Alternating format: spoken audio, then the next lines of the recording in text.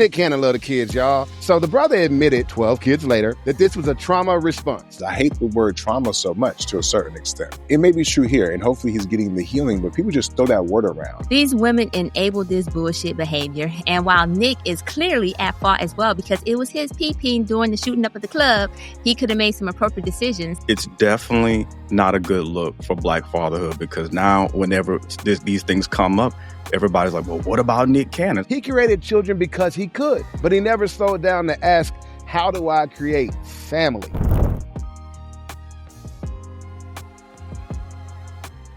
Nick Cannon love the kids, y'all. Now I want to talk about Nick today because Nick had an epiphany. I want to just dive in this a little bit, y'all. So get your take on it. So the brother admitted himself, 12 kids later, like, SpongeBob, 12 kids later, right? That this was a trauma response. He said, here's the question to you actually. Is this about spreading legacy, right? Because we people have been questioning him for a while. Like, dude, why all these kids with like 6 baby mamas? You averaging like 2 each. Sometimes it was 3. And now you got 12. Is this legacy or are you running from healing? And maybe he's answering that now. But then another question raises: are the women who are with him, are they complicit in enabling this pattern, like enabling what he's done? And then what does that say about Black fatherhood? Because he's like one of the notable Black fathers in the media right now, in the public eye, right? And it looks more like multiplication and mentorship, the way he's been doing it. What are your thoughts? I'm pretty sure baby mama number 13 is ready to come off the bench. So they are definitely co-conspirators. I think there is something to do with this trauma response. I don't know. He didn't get real specific with it, but this is coming from somewhere. I don't think it's naturally like, hey, I want to have just a whole bunch of 13, 15 kids just because I can. But it's kind of giving like that nerdy kid who didn't really get a lot of women, when he was younger. Now that I'm rich and famous, like I just can. So I'm going to do it. So maybe he was bullied when he was young, or he got rejected from the prom. Like I don't know, but it's definitely not a good look for Black fatherhood because now whenever these things come up, everybody's like, well, what about Nick Cannon? So now I'm always in a position where I gotta, not all Black men are like Nick Cannon, the topic, whatever it is we're talking about. So Nick Cannon, stop putting me in a position where I have to, not all men are like you situation, because we love Black fatherhood, and not even just Black fatherhood, present Black fatherhood. And if you do have some trauma response, I hope it doesn't take 12 kids in. Maybe 15 or 20 kids in, you may come up with some other trauma that you discover. I hope that's not your path of discovery, because it's not healthy, and you're going to eventually run out of money. So if this is a response to something, your serial baby daddyism, stop producing kids to discover it. Go talk to a professional. You'll thank me later. Trust me, Nick. But that's my take. S&M, what do you think? Well, I'm going to go ahead and co-sign on all of that. And I'm just going to add something else, though. I'm going to add just a little piece and maybe a little toxic, but we know why he had trauma. It was all about Mariah. We know he was hurt. His feelings he was just butthurt when she didn't want to be with him no more. And now all of a sudden he was like, I'm just going to have a whole bunch of babies because this is going to give me worth and value. And while he said it was accidentally, and he even acknowledged that some of the women came up to him and was like, can you be my baby daddy? And so but he could have made the right choices. But he said he was making these choices from a place of trauma. But he never really identified the trauma per se, except for the one time throughout the whole interview where he alluded to his divorce with Mariah. And I said, bam, that's the trauma. Because he had this whole idolization of this woman. He had her on the wall when he was 12 and she was like 30. Now I'm just kidding. I don't know how big the age gap was. But he talked about how she was on the wall and he got his dream girl, the person he was dreaming about since he was a young prepubescent little boy.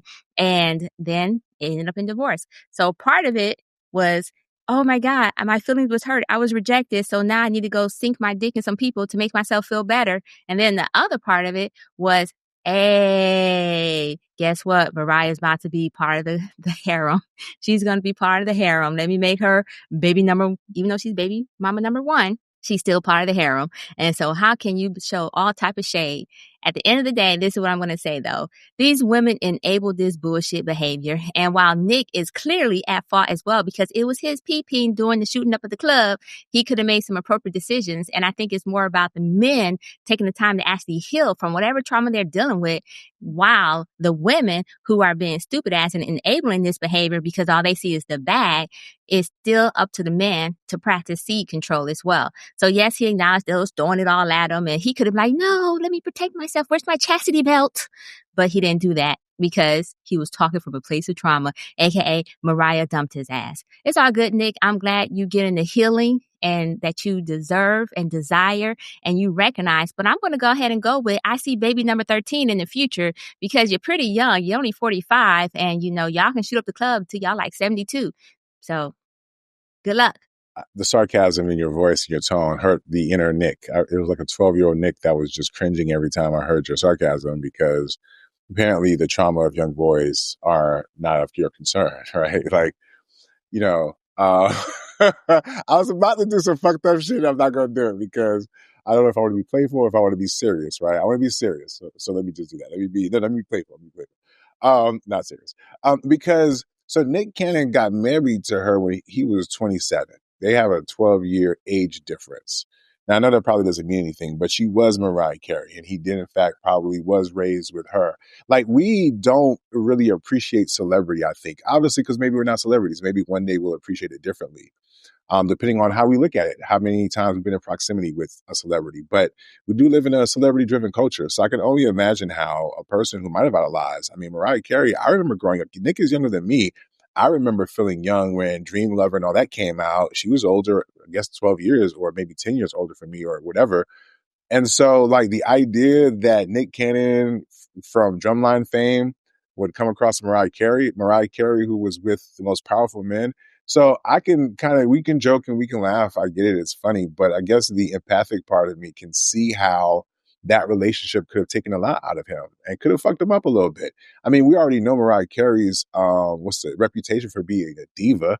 So, and it's not like Nick was the most manliest of men. Maybe Dame Dash would not think so. We'll talk about that later on. So if he's just a really good kid, had the opportunity to become famous and, he sings a little bit, he raps a little bit. Even at the time, I don't know if I really saw people looking at that as like a balanced situation. So you talk about power. We talk about the power imbalance all the time, but I guess in this case, it doesn't matter. So my thing is, if he went after that, because he didn't have these many kids and women after that, and then the relationship didn't work out, and then this happens after the fact, I agree with you. It may be Mariah, but I think I'm just not going to, just for joking purposes, just wash over that. I think there's some credibility there in terms of maybe the impact that she had on him in the wake of the divorce, right? And there's a lot of different ways that when men go through divorce, maybe he didn't feel value within himself. Oftentimes, men would try to find value through their penises, right? A way to feel validated. And then if you're talking about looking for validation, what ultimate way that maybe men are validated than procreation? The fact that a woman would want to have my seed, right? That speaks to, I think, just a certain level of the law of the jungle, if you will, right? So there's a lot of reasons why just naturally, like, a person would want to do these things. I think what I would push back on, though, a little bit is I hate the word trauma so much to a certain extent, because it may be true here, and hopefully he's getting the healing, but people just throw that word around. Like, if you're out here enjoying, engaging, feeling validated by it, having sex with women, I think he also admitted to being a narcissist. So it's like, is this the trauma? Did the narcissism come from trauma? Do you need trauma for there to be narcissism? Can you be a narcissist without the trauma? And if so, does that mean you could do things like not have compassion or care for others and regard for others? So it's like all these words, I don't almost believe Nick. I don't know if Nick believes Nick and what he's saying. I remember there were stories about whether or not Nick was having these babies because he had a medical condition that he was hoping that one of these kids would be able to help him with. Y'all remember that? Am I the only one that remember that rumor? There are guys out here who are not Nick Cannon, who are just out here randomly having sex, dropping off babies and not giving a fuck. Maybe that's a trauma response too. Or maybe they're just fuck niggas. You know what I'm saying? Maybe there's not a reason why, aside from just moving with their penises and egos, why they made some of these choices, right? So in conclusion, maybe Nick is telling the truth, maybe he's not. I don't know, right? But I will say this, though. There's nothing wrong with the desire to procreate, man. You know what I'm saying? I do get that we want it to happen a certain type of way, but if adults come together, they have the wherewithal and the means, and they make choices. I mean, there's people who are being single parents with less money, less choice, less intention. You know what I'm saying? And they're moving with trauma too. So I feel like I get that y'all saying, oh, these women are enabling him. No, they're making choices as a grown adults themselves. Fuck your enablement. I'm not responsible for you. You know what I'm saying? If I came to you with a proposition, I wanted to fuck, get some money, and you down, nigga, what's up? I'm not thinking about, oh, I'm enabling you. Who gives a fuck? That's a you problem. You know what I'm saying? Adults out here are moving in that way. So for the moment that y'all expect people, or is he complicit? No, they're minding their fucking business. It just so happens that it does enable him. But in truth, a man with his money and wealth, stature, or whatever would find a bunch of women who would be open to his proposition. And there's women who were not open to his proposition who made worse choices, and their kids' daddy still ain't there. So I hear y'all with all this outcry about how he's moving, you know what I mean? And maybe that's the reason he has to come up with an excuse like, oh my God, the trauma, nah, nigga. You fell in love with the person, you fell in love with just nothing in the bitch, you fell in love with the idea of recreating yourself, because maybe the narcissist part is true. All that other shit, I ain't buying it, man. I got it. So, no You guys, comfort. you guys are too hard on pause, too hard on Nick. Pause again. And not this Nick either. Okay? Not that Let's Nick not either, get right? him. Right. Not the nice one. Not responsible, Nick. No. Right. This Nick is responsible and nice. So Nick Cannon, I think he's onto something. I think that he's in the beginning stage. I think you guys are all right for the most part. I think he's in the beginning stages of starting to uncover something. So I won't repeat too much of what you've said, only in the sense that it lines up with what I'd like to add. I think the trauma from his divorce did send him down a road of poor decisions. I think that a lot of things happen. First, divorce is not an individual sport, right? The deterioration of a marriage is often not an individual sport. Neither are the injuries that you suffer as you go through that, right? And sometimes it takes a while to figure out exactly how much you have suffered or how much you have been injured. The man got his dream girl, right? And then it didn't work out. They had this family. The family like imploded. Okay. Now I would think some part of him was probably searching for something like that again. However, if he hadn't dealt with whatever issues did not allow him to be compatible in his first situation, then he probably would not be compatible in his second, third, fourth, or fifth situation, right? Hence the trauma, right? Hence the need to heal, right? He created children because he could, but he never slowed down to ask, how do I create family, right?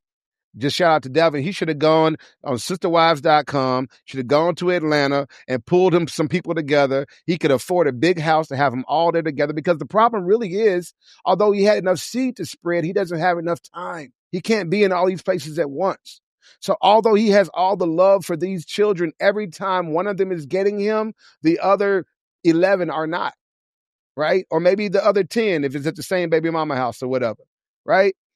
And I said it because he didn't ask, how do I create stability? I've lived that personally. After my divorce, I was carrying residual trauma, right? I didn't even recognize it at the time.